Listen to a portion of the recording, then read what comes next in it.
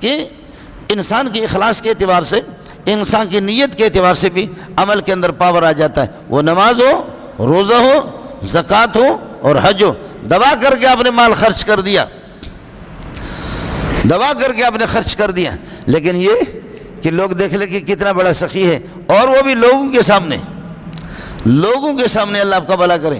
ہم لوگ جاتے ہیں نا مدرسے والے کبھی کبھی، تو بعض لوگ وہ دیتے ہیں ماشاءاللہ، اللہ آپ کا بھلا کریے، کہ کیا ہے 1500 یا 2000 یا 3000 لوگوں کے سامنے اٹھا کر کے، اور بعض وہ ہوتے ہیں کہ کہتے ہیں کہ مولوی صاحب آپ سے الگ بات کرنی ہے، مولوی صاحب کو کھانا بھی کھلائیں گے، مولوی صاحب کی جوتے بھی سیدھا کریں گے، اور اس کے بعد لوگوں کو کہتے ہیں کہ تم نکل جاؤ، مجھے اپنے گھر کی بات کرنی ہے مولوی صاحب سے، مجھے اپنے گھر کی بات کرنی ہے مولوی صاحب سے۔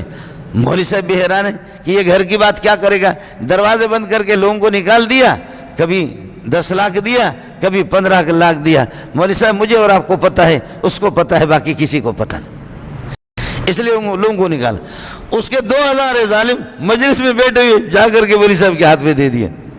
لوگ دیکھ لے کہ کتنا بڑا سخی ہے، یعنی کچھ اس عقل بھی چاہیے۔